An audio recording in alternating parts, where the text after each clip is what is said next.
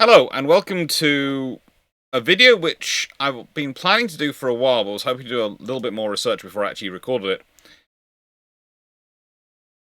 on landing craft and Genesis of landing craft. I was hoping to get some more books in and some other things set up to sort of show you. I've of course got my traditional British warship design book, which has served me so good stead because it's a load of papers written by the people who actually built these things, the naval constructors, and so that's going to serve the basis for most of this discussion, and it's quite a hearty report. Um, I would say I was hoping to have some more books in, and I will probably revise this in another version when I do get more books in.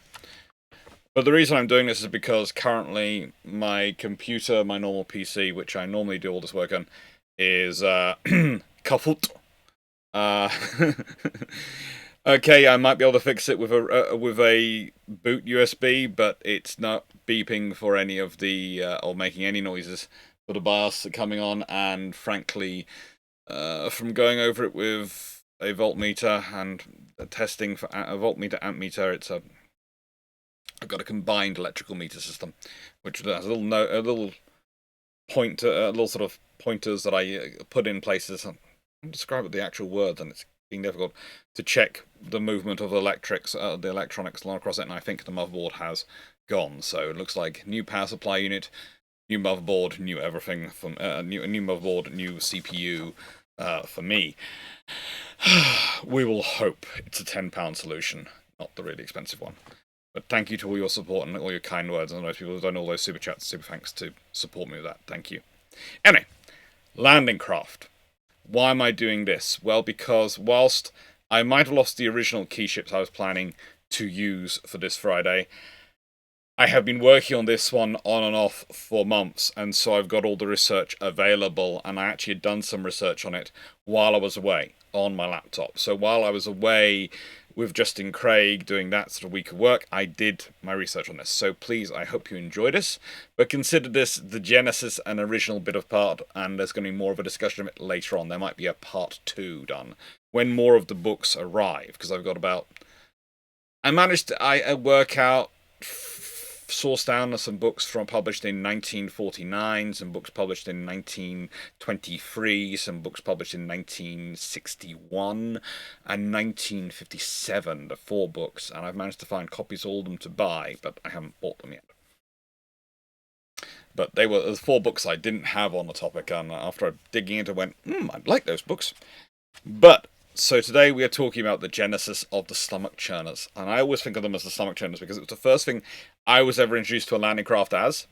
The moment I got on there was people telling me, "Oh, don't worry, you're going to get seasick. You might not get seasick on anything else. You get seasick on this." I didn't. I actually really enjoyed it, but I got to watch one of my friends who had been boasting about how much time they spent on jet skis on their family holiday, puking themselves completely, all their breakfast and lunch, straight out over the side of it. They are a good friend. They are a really good friend, but they had been mildly laying out thick how often they spent on the jet ski and how much they, were gloating about sort of that and talking about that, and I was mildly going, pride cometh before a fall, in my head, in the way you can when you're good friends with someone and you're going, yeah, alright, Pratt. Let's get you better, let's find something to clear you up, let's look after you. You can do that with someone who's a really close friend. You can be both helping them and mentally going, and so, I was remember that. They're the stomach churners. And realistically, this starts off with the motor landing craft and the landing craft mechanized, but they themselves have an interesting origin story. They really do. Their origin story starts with the Black Beetle, the World War I X lighter. And this is one of the reasons why I really love this book, because it's the transactions of the Naval Architects Association having discussions. You sometimes have some really interesting comments. And when I say comments, I mean notes from people who were, how do I put this, decided to show up and have a conversation about it. And one of the ones in here which I really enjoyed and found quite fun came from, can I find the correct page? there's a whole section. Whole section from basically... Oh, it's in the written sections. They didn't even turn up in person. They sent us a written note. Ah, yes. Mr. Walter Pollock. Member.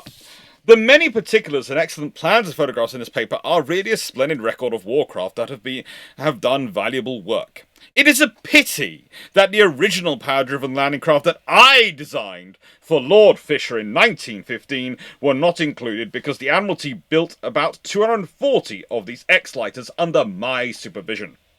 They were length 105 foot 6 inches, breadth 21 foot, and depth 7 foot 6 inches. Most of them were fitted with a powerful oil engines aft, running at slow elevations. Those with 80 brake horsepower had a good turn of speed. Each lighter, nicknamed Black Beetle, carried a platoon of soldiers that could be disembarked over the hinged barrel forward in less than 2 minutes. Some of these lighters carried ammunition, stores, and so on. These were undoubtedly the first landing craft, and a prototype of many of those built in 1940, 25 years later.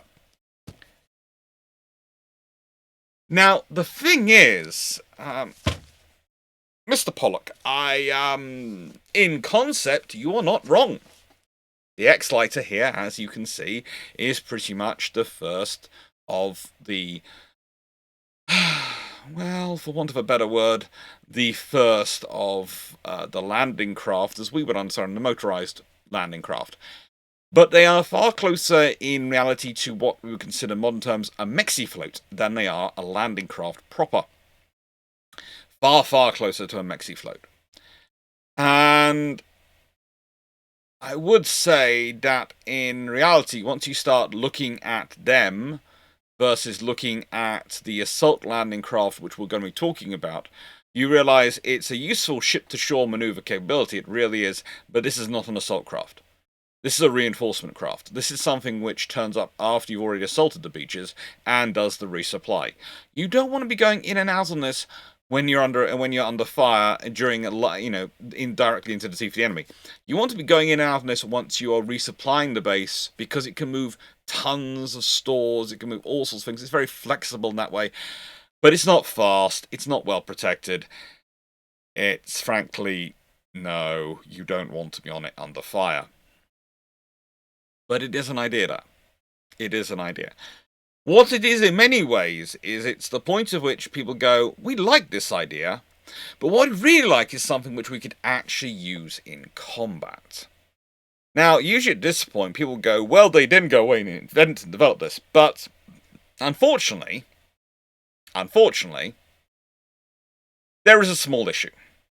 Just a small one. There is a gentleman called Winston Churchill, and he has some bright ideas. Now, there are times in history when you can actually point to an individual responsible for something. There are times in history where it's collective responsibility. There are times in history when it's a government. All these things are true. In this case, we're talking about the Landing Craft Committee. They were set up in the 1920s and would last till 1938. And whilst they had lots of ideas, and there were some developments which we're talking about, there were disputes over budget. Over particularly whose budget would fund the landing craft construction. The Army felt they should write the restriction and the descriptions, and the Navy should pay for it.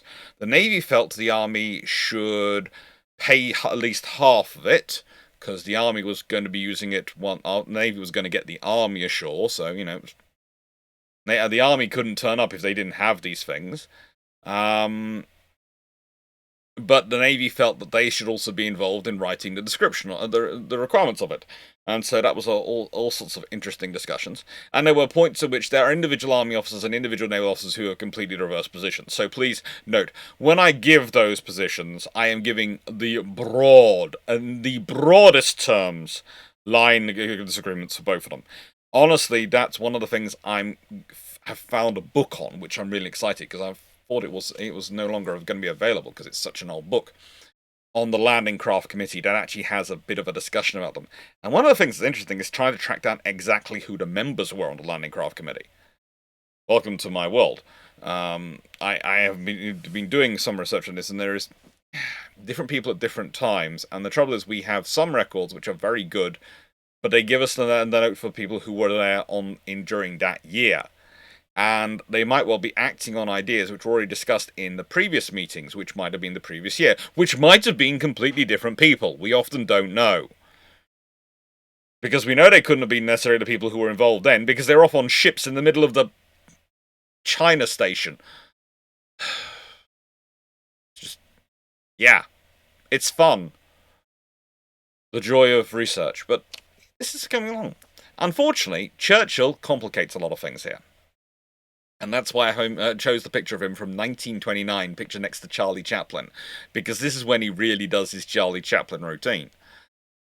In 1919, when he is the Secretary of State for War and Air, he suggested the idea of a 10-year rule. He was the first one to publicly suggest it. It had been mooted in cabinet, no one really liked the idea. He puts it out there into the zeitgeist, and it turns into an idea. In 1928, when he was the Chancellor of the Exchequer, he advocated and succeeded in making it self-perpetuating. By the way, this is the same 10-year rule, which in 1932 is officially cancelled, and in 1937 is actually cancelled. This is that there's no going to be a major war for 10 years, so you don't need to fund the Navy or the Army or the Air Force in regard of that. So you have to. They're always going to be. They're 10 years away from the war, so you know, it's the first end of war doctrine, end of history doctrine we have in history. It really is. It's this is why when people tell me that no one's ever seen someone do what they did in the 1990s and 1920 and the 2000s and goes, it's never happened before. It's never been. Nations have willingly disarmed themselves to the point at which they are fragile and weak. You go, have you looked at the 1920s? Because the thing is, there are limits due to treaties. There are, but as I've talked about before in other videos about the treaties, there are actual viable options for them to pick which wouldn't limit them. There are things they could have invested in within the treaty limits if they'd had the money. Landing craft. No point are they limited. Auxiliaries which can transport landing craft. Again, no point, limited. All sorts of vessels at no point are limited. You can build as many fleet tankers as you like. That could maybe be rapidly converted into escort carriers in a wartime. Who knows? But you can build as many as you like. You want to build amphibious ships that are auxiliaries to transport troops around the world? You can build them. You want to build sloops, provided they are not built to go faster than 20 knots. Or they're rather designed to go faster than 20 knots. If they turn out to go faster than 20 knots, that's not your fault. You just designed them better than you thought they would. And, they don't weigh more than 2,000 tons, and they don't have certain amounts of guns on them. You can do as many as you like. As many as you like. Now, I have to admit, I'm doing this recording, and I'm getting from the laptop overloaded, consider turning down video settings or using faster encoding preset. Sorry, the poor laptop needed a bit of a break. Poor thing is... I love his PC went, and the PC was the newer one. The laptop was older. It is older, and it was a case of the laptop was up to be replaced first. Hoping the PC would last longer, but PC had an accident with a book falling from a shelf.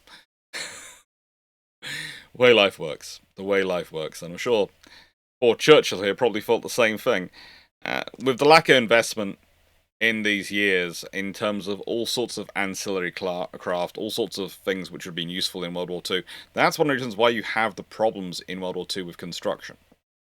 That's one of the reasons why you have them basically sort of starting from scratch in some regard, and sometimes these technologies are regarded as brand new things which are developed in World War II, when they're not.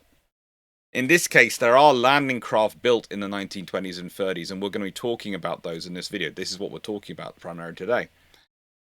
But those landing craft, they are built in handful. They are a couple here, a couple there, one this year, maybe 3 next year, maybe 1 the year after, slowly improving, slowly evolving, slowly being tested. There is no large-scale construction. There is no ship to operate from. There is none of the things that we would associate with actually developing it properly. But they're developing the concepts. They have the plans for the amphibious ships. If I go to another section in here, which I have discussed before, you can turn to the very first section, the front section of this book. And it is literally entitled Ships of the Invasion Fleet, and it is all about the building of the amphibious ships and the vessels which come aboard D-Day and many other amphibious operations. An entire section, again, all about them. And all about discussions going into them. And you find again that they were doing plans, design studies, going back into the 20s, well into the 20s, because of the experience of Gallipoli, because of the problems that had come about, because of the issues they dealt with. And that's what they're finding themselves dealing with. That's what they're trying to deal with. They are trying to develop these things, but there is only so much you can develop on paper in the 1920s and 30s. Today we have computer modelling with all sorts of things we can do which can help us bridge a bit of a gap, but still it is the same today as it was then. You cannot test anything truly until you actually build it. Until you build it, you cannot be certain. Now this doesn't mean that necessarily things have to stay wedded to practices which started many years ago. This doesn't mean that they were wedded to the idea of using rowboats or things like that. No, they do actually do amphibious exercises. They do tests in the Indian Ocean. They do a couple in the Mediterranean and some at home using the landing craft, but also using vessels standing in for landing craft. Leads to a whole debate over the speed of the landing craft because you're restricting the motor launches, etc., which are standing in for them. Because of that, the actual landing craft themselves can't do that speed. The reason they often can't do that speed is because of their design.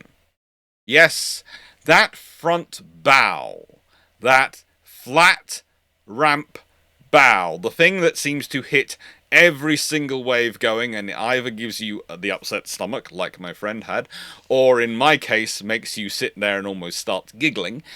People seem to have reaction one way or the other. That seems to be the way. It doesn't seem to be a sort of a spectrum reaction. It seems to be either you feel the sickest you've ever felt, or you're sitting there giggling going, oh, the water spray's gone over there. And that's when you're having a fun time. When I presume when you're going in on operations on it, it's slightly more serious and slightly less, oh, my professor just got soaked. Don't sit back there. Because if you can position yourself in the right position, you can have the spray go right over your head.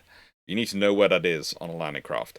And it depends from each type to type, the exact best point to be in for the spray to project over your head and do a nice pretty and, hit someone else behind you and soak them. These are things you learn if you spend enough time on landing craft. They are a truly unique vessel. They really are. So, the motor landing craft. It was built, the first one was built in 1926. 1926.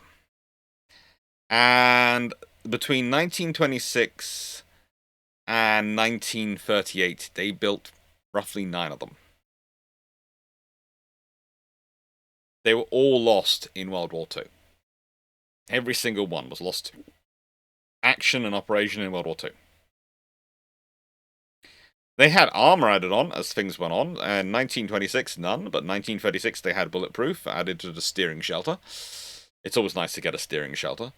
And they had other modifications. They were 20 tons. That's what their space was. They had a 4.5-foot draft. They had one Hotchkiss petrol engine, which was always interesting. They used water jet propulsion. Yeah, water jet propulsion. Chosen because it shouldn't get as mucked up going on to beaches. It shouldn't get as mucked up. Again, usually we start talking about water jet propulsion. People thinking about it's a post-World War II design. No, this was 1926 water jet propulsion. And it was a sensible choice, but it wasn't as efficient. For the same powered engine, they found a propeller could get them to 7.5 knots, whereas this could get them to 4.5 knots, and that's a big difference. A big difference when you're going into a beach under fire. The extra 3 knots do matter. theoretically had a top speed of 5 to 6 knots, was found to be in practice more often 4.5 knots. But they were good vessels. They were good vessels. They start off weighing 16 tons. They get to 20 tons by about the final time, by the last ones. And they were operated by the Royal Navy primarily. Some of the later vessels, later craft, were given Gill petrol engines rather than Hotchkiss ones. But, you know, they're useful. They're useful. And when World War II breaks out, 6 are based in the UK and 3 are sitting in Malta. Which basically explains a lot about their value. 3 are sitting in Malta. You know, they're sitting in the Mediterranean for use there.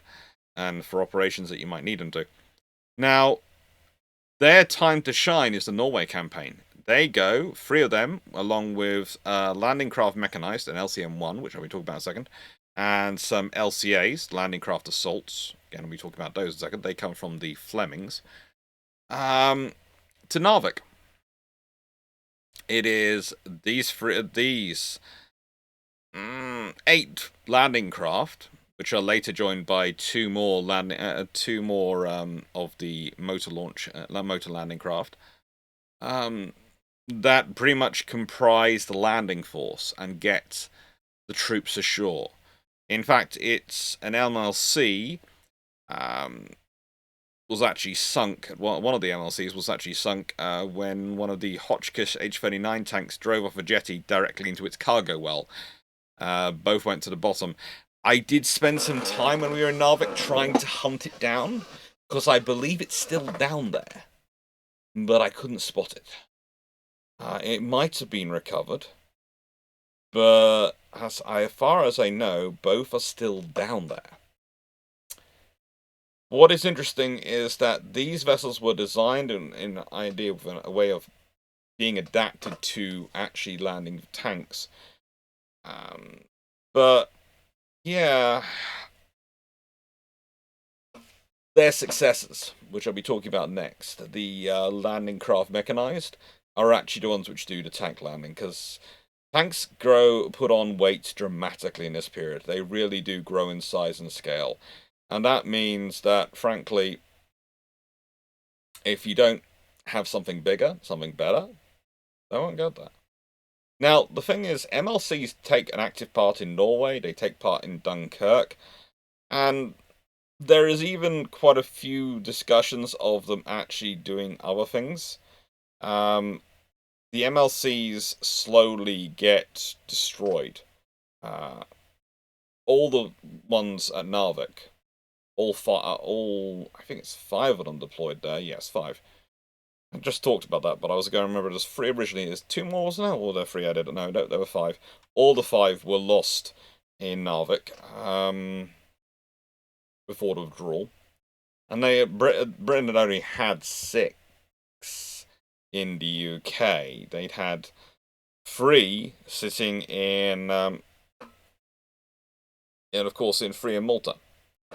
But they still managed to lose more. They lose 2 in Dunkirk. Taking part in Operation Dynamo, MLC 12 and MLC 17. They were working alongside Landing Craft Assault, they were working alongside Landing Craft Mechanized, and they got lost. It's that simple. They got lost. So, as you can see, by the time we're talking about 1940 getting on, the Royal Navy's down from a pre-war strength of 9 of these to 1.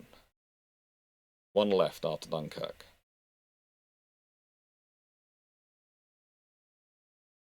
And that's a problem. But they're rapidly building other things to replace them. And that takes us to the Shameless Book Plug. So, Shameless Book Plug, where I say thank you to you for supporting the channel. Thank you for making all this possible, and also where I apologize, because I am doing my best to make today's video work, but,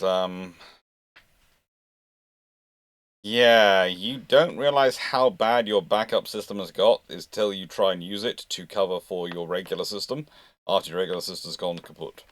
I am going to put in the best videos I can, but some of them I have to admit I am tempted to pick because they freeze on me in hilarious positions and the voice is still clear.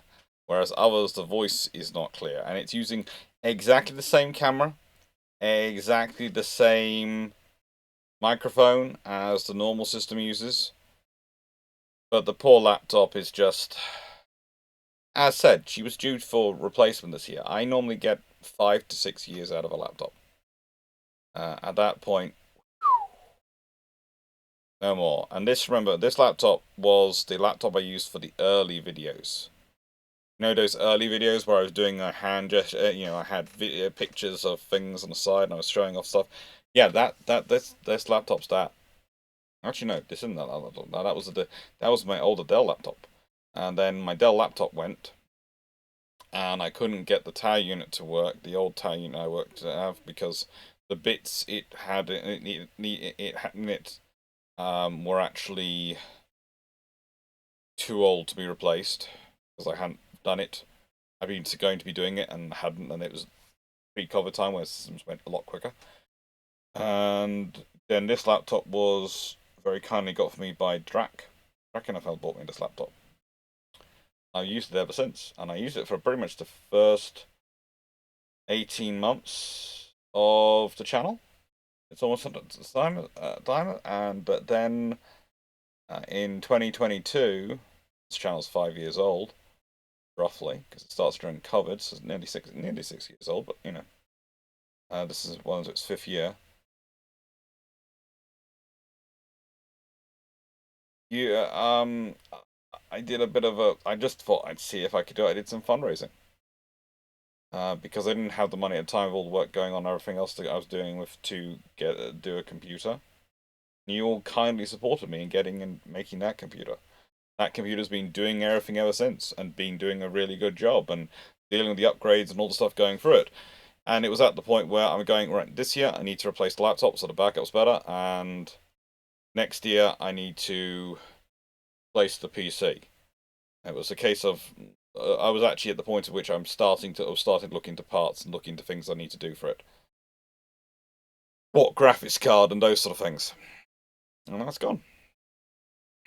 And hopefully I can recover it, but I'm doubtful.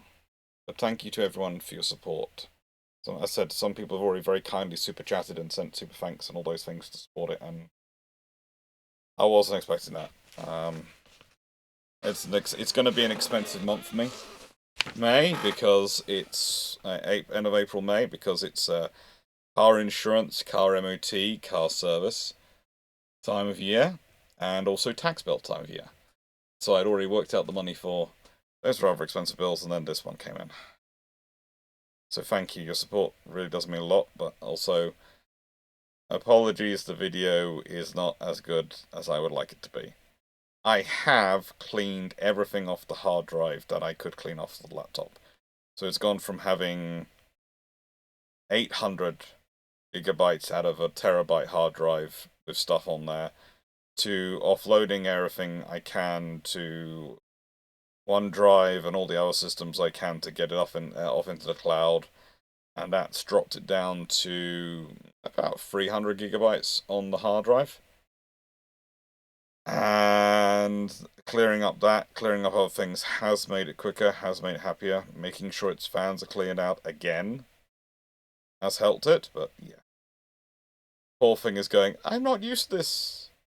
Normally I just taken out and work a couple of weeks, run as your backup or as this, you're not full programming, not full recording, at full chat. Thank you.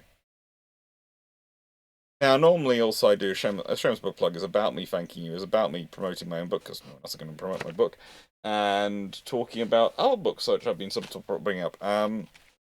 This book, British Warship Design in World War II. Selected papers on British warship design in World War II. It's from the Transactions of the Royal Institute of Naval Architects. I've heard rumours they are considering doing another one. doing a new edition and doing an expanded one with more papers in it. I am so hoping that happens. I am so hoping it does, because it is absolutely gorgeous. And if I could get the Japanese, the Germans, the Americans to all produce similar books based on their works, their naval architecture associations, I would be absolutely through the roof in ecstasy, because the Italians especially, I would love to see something like that.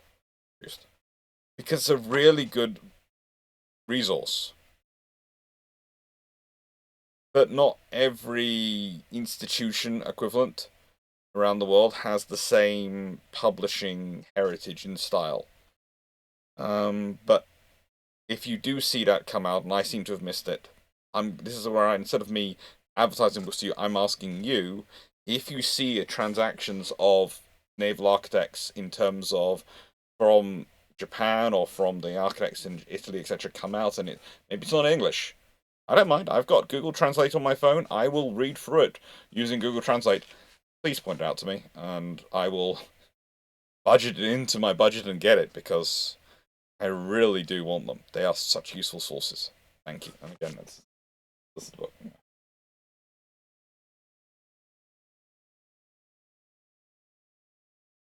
Transactions of the Royal Institute of Naval Architects. It's worthwhile reading. It is. And then it's on to the landing craft Mechanized. So this is at the point at which in the video recording that I had done yesterday and had planned for it to go live today, and, well, actually planned for it to go live yesterday, but it took so long to upload and to encode and upload that it was going to go live today, and when I checked it, the sound for some reason at this point went thump.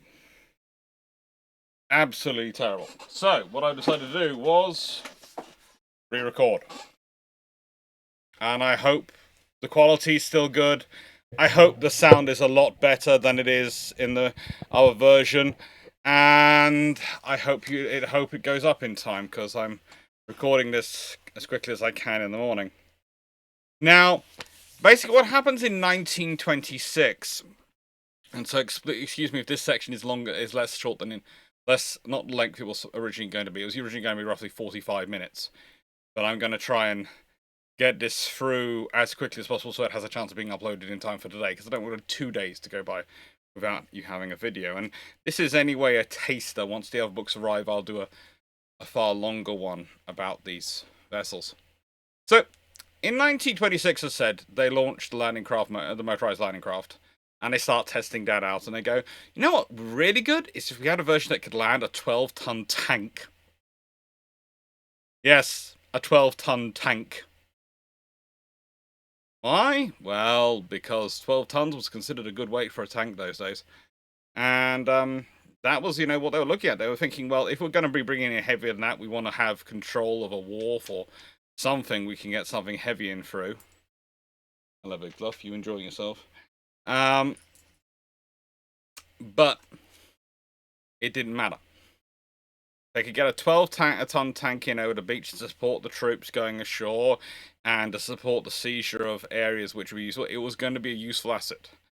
And the thing was, the Royal Navy was looking at it. They presumed tank sizes were going to grow. It's one of the interesting things that the Royal Navy believes tank sizes are going to grow far more than the British Army does. The Royal Navy is, of course, looking at its destroyers, looking at the history of its own ships, and is thinking, wow, these have grown. These have got a lot bigger. And it's presuming that tanks will do the same. And the thing is, still though, it's a good place to start. And when you have the committee debates going on, it seems sensible. But this is the original. This is what the original looks like. It's not what it looks like by World War II, but they keep producing them in dribs and drabs. They keep producing them. And they're a useful vessel. They really are. If I turn to my lovely, trusty book here, my very trusty book, and I look up its particulars, its capabilities of the LCM, and what it started out with versus what it becomes, there is a modification, there is an evolution going on. The prototype vehicle, this one actually, was a trials vehicle. And its original speed was interesting. They started off trying to use jet propulsion, which didn't give them a good speed. It gave them a speed of maximum of 5 knots, and it was, it was built by Rowhedge Ironworks. Now, the thing is, this vessel was ordered in 1927 to 1927 estimates, but was actually not built and was not completed till September 1929 by Rowhedge Ironworks. And originally, the first vessel was known as MLC-10, motorized landing craft 10. Of course, this is the original landing craft, Mechanized. And it's this craft which they work on and develop. And realistically, in some regards, this is more of a basis of the future than this one. But they're starting to work on them. They're starting to test out. And this is the important thing. They are testing this stuff out. Yes, they could be doing more. Yes, they should be doing more. But they don't have the funding to do more. They don't have the opportunity to do more. I've already talked about there are issues when it comes to funding in terms of getting people to actually fund decently defense. Not something that was just happened in the 1990s and 2000s and 2010s that people believed it was the end of history and that wars would only ever happen if they declared them that they were so powerful. No, you can look at the Great War. You can look at the period after the First World War where there is often this phrase put around, well, people believe the war was now such a horrific thing, no one will ever do it again. But if you look at the reality of what they're saying, no, war is a horrific thing. We won't do it to each other, and no one else will dare do it to us. So war will only happen when we choose it will happen. That's the conceit. And that's why, despite this stuff not being affected by treaty at all, neither auxiliaries, which would be landing platform docks, or all the developments which go into those, no, none of them are built prior to World War II.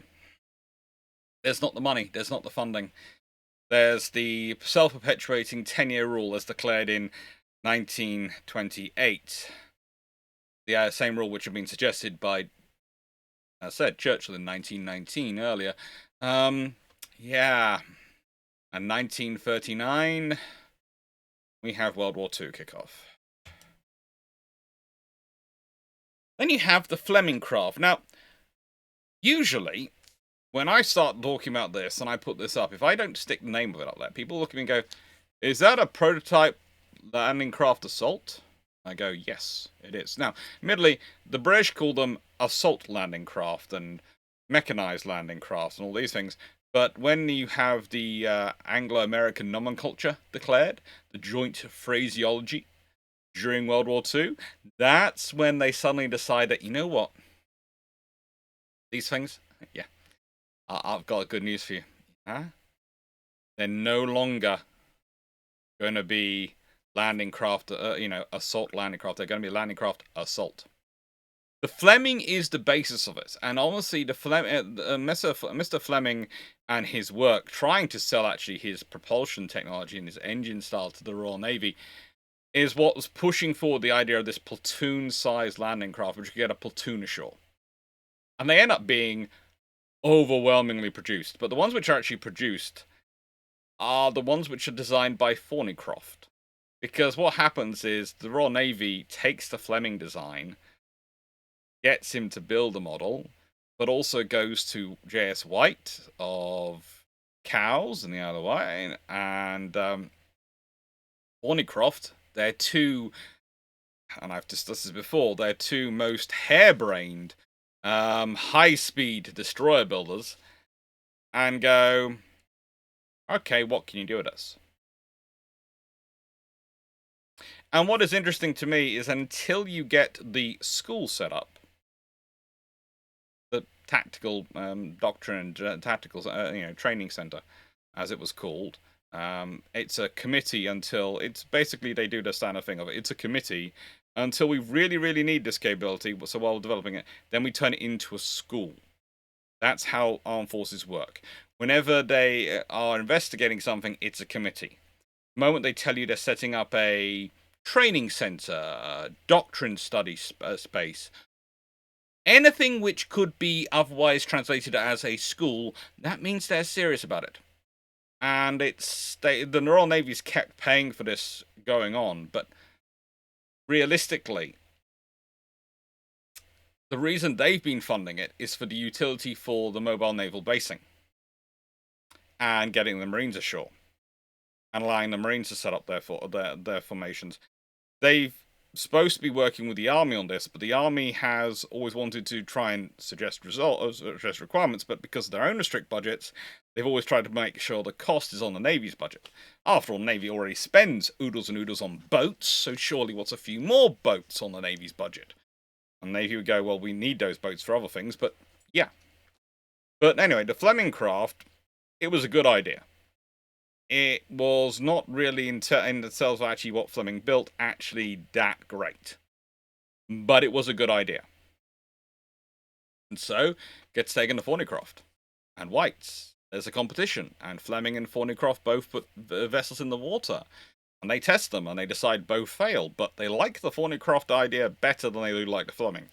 So they take some of the ideas from Fleming, which were good, stick them in the Thornycroft design, give the Thornycroft a whole lot of extra notes, Thornycroft go off and design it, and that is what becomes the landing craft assault. That ubiquitous landing craft, which is produced by the thousands throughout the World War II, is this vessel, which owes its origins to one man shouting about his propulsion methodology and wanting to get the contract for ship's boats. And here is what the landing craft Mechanized evolved into. Yes, over that testing, over that development, this, which looks interesting enough, evolves into this. And the difference between this and the previous one is, well, it can do 7.5 knots and a 50% increase in speed for no increase in power because it uses the same engine is useful. The fact it's got pretty good beaching draft. Forward 2 foot 6 inches, aft 3 foot 6 inches. It can take a 16-ton tank now. That's useful. That might have been modified by the Royal Navy, but we'll leave that to one side. It required 6 crew, and there'll be 1 officer across every 3 craft. The Royal Navy's working this out as they're going. And one of the interesting things is when you start looking at going, well, what are the early designs of the LPDs? Well, the early designs of LPDs and assault vessels would have included 12 of these. The idea was you would have 3 lieutenants in charge of 3 of them.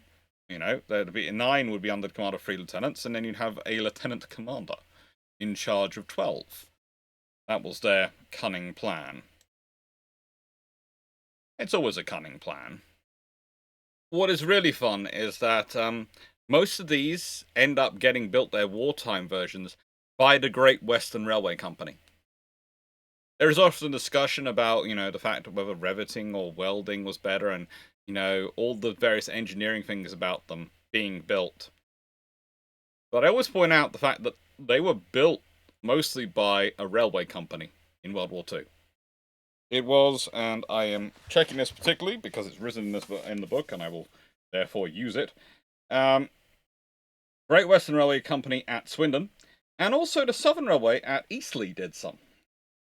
The companies, apparently this is the naval constructors' phraseology, and I love it. The companies developed a technique quite different from that of shipbuilders, and from 1942 onwards, they were followed by various structural firms. Now, in actual fact, at several points, naval constructors had wondered if they were honestly going to work, but they found out very quickly that the railway companies were very good at doing efficient construction, and they were very lazy. And that's a good thing. Okay? If you want something done efficiently, you get a lazy person to do it. Because a lazy person will find the easiest, quickest way to complete the task in a way that doesn't involve them having to redo it. That has always been the case. You want lazy, smart people. Lazy, dumb people will just do the bare minimum and will think, oh, it'll be enough.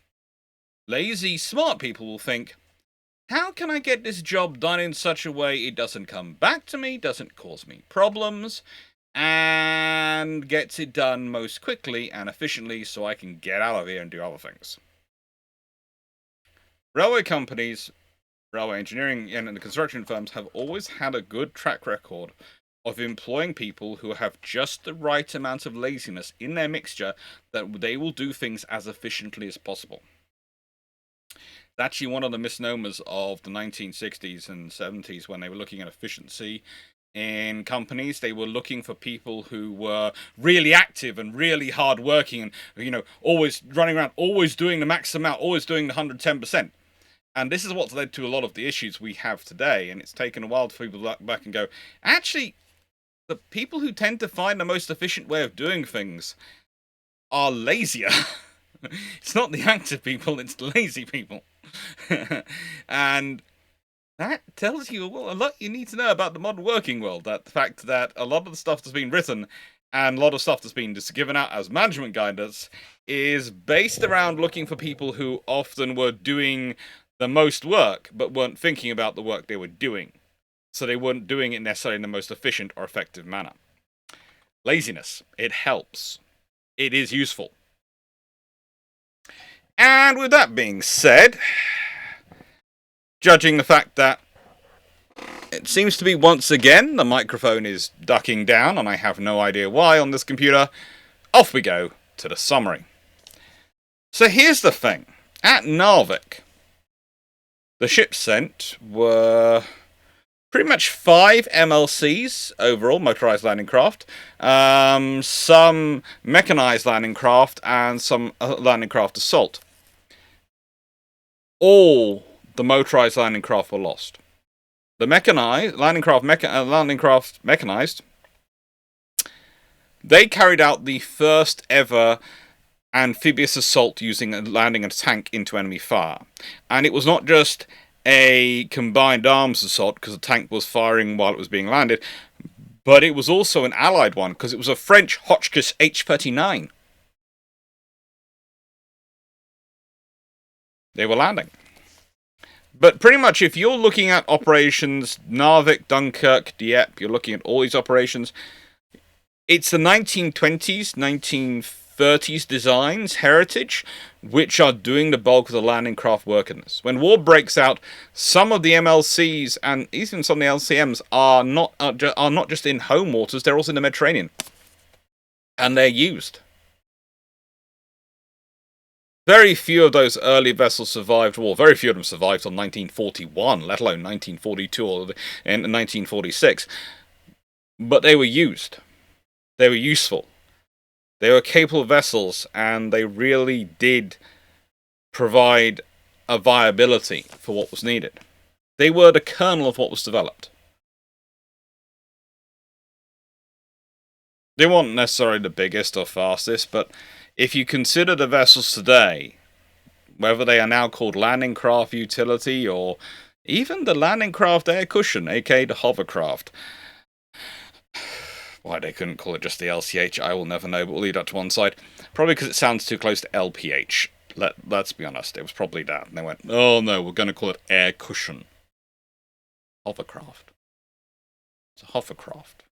Okay, yes, it does ride on an air cushion, but it's a hovercraft. But leaving that to one side. These things have had a legacy.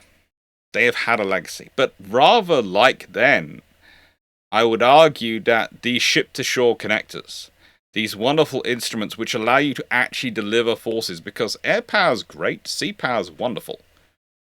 But if you don't use the air power and sea power to actually deliver the ground power where you need it, then you have trouble. You can't do anything direct. You're waiting on the other person.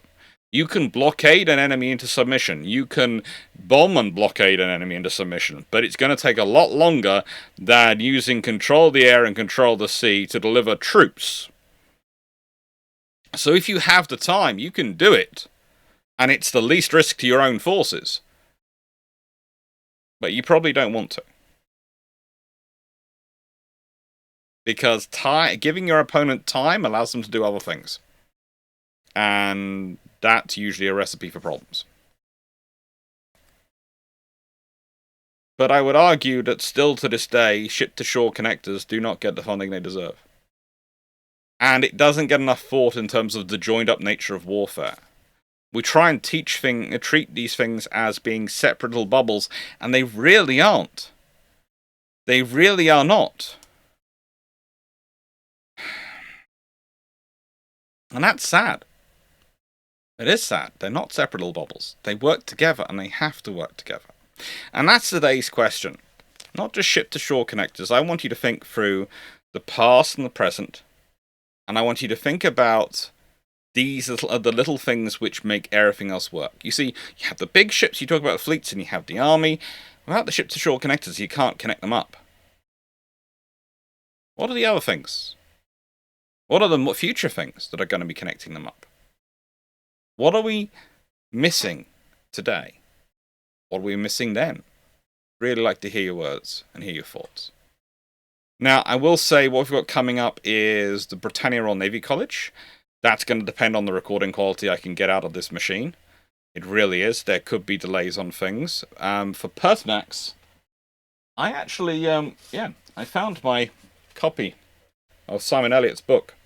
And that is the basis for some of what I'm doing, because literally, you try and look up another book about him. And Simon Elliott does really good research when it comes to the naval side of the Romans. Really, really good research. But that is not the question, and this announcement topic are not where this video is going to end, because I have a question for you beyond the computer stuff, or rather beyond the history stuff into the computer stuff. Now, I have some options up here, but I have some questions. I have already today been trying to do the computer, and I might put a video on the Patreon so people can see me doing it and see what fun I've been having with it.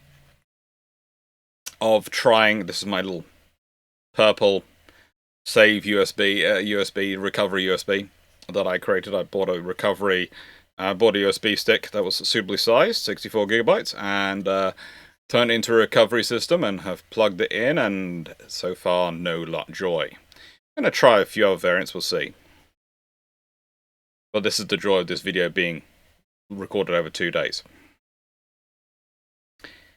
If it doesn't work, I am going to need to get a new bits. I'm going to get a new power supply, new motherboard, new case. Motherboard means I'm going to have to get new, definitely new CPU cooler, probably new RAM, and probably some more extra fans, honestly, because I'm leaning towards the Antec C8 case, because it's under £100, and it's big, and that means there's lots of space for me to add in fans. Admittedly, I'm not so keen on necessarily having tempered glass the whole way round, especially as I'm planning on just sticking Noctua fans in there, so if I could find something of the similar size, about a similar or cheaper price, and mesh, I probably would fit it better, because literally it's just getting Noctua fans in it. It's just getting the brown ones. I love them, but that's what it's getting in it. Okay? I'm honest about this. But, you know, there's also the Asus GT502, which is pretty good, and the Fractal North XL. But the Fractal North and the Asus are both roughly 150 quid. And that's... I normally spend about £100 on a case. Usually try to keep it just under £100.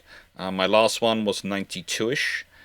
But I realised that was a bit tight, so I'm going for as big a case as I can get, because I want to have an full ATX, not small factor, power supply, because I had an SF small power supply in the current one I've got, and I liked it, but it was difficult. And I've got the choices here, I've put up, I'll give an example of a couple of Corsair, Tough. There's also Be Quiet. I've been looking at the Be Quiet series, and I like their 1000 watt Quiet Zone, I think it's called.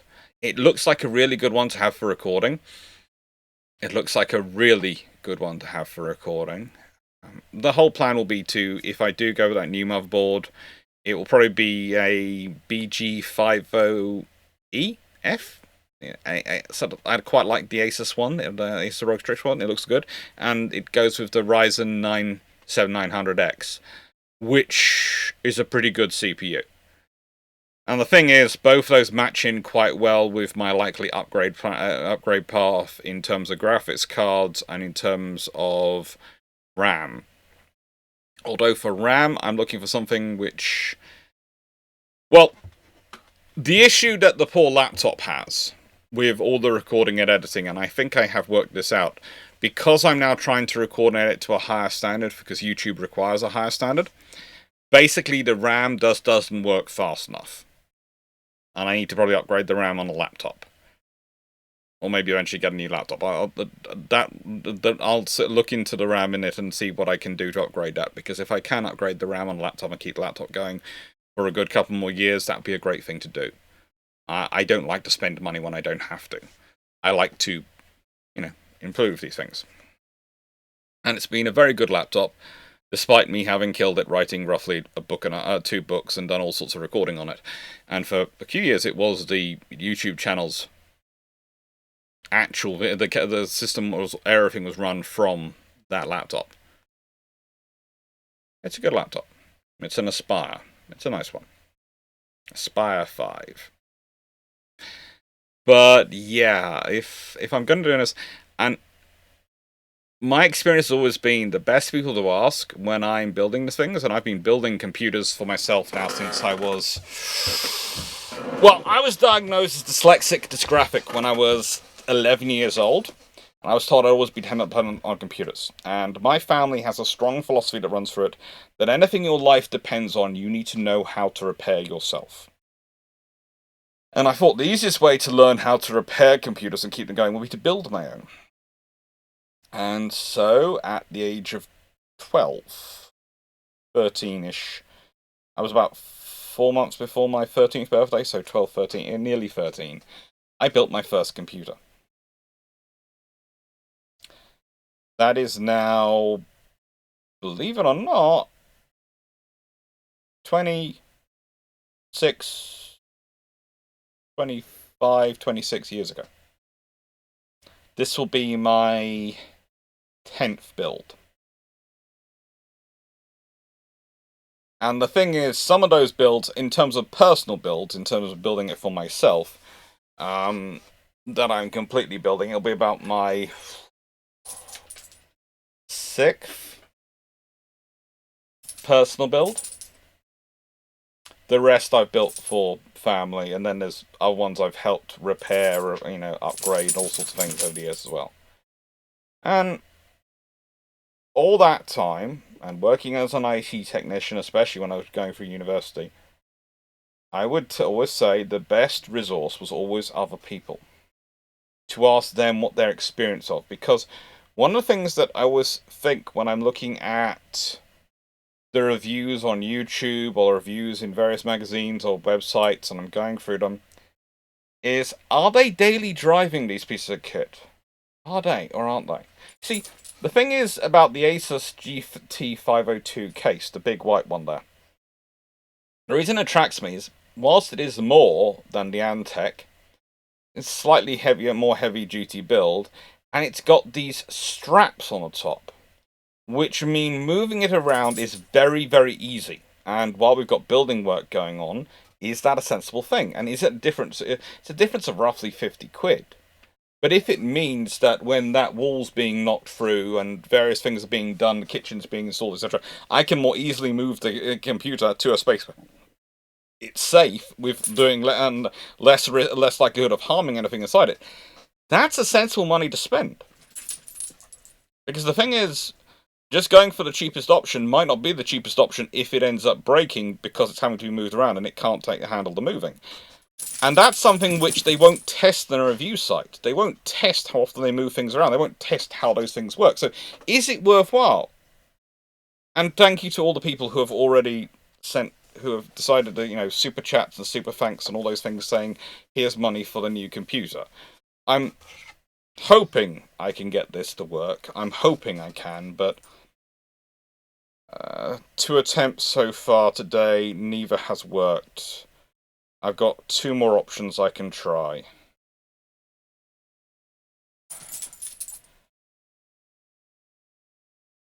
Thank you. And then I will have to work it out. And I apologise if this video was at all choppy and bad. I hope it was as okay as I could put together.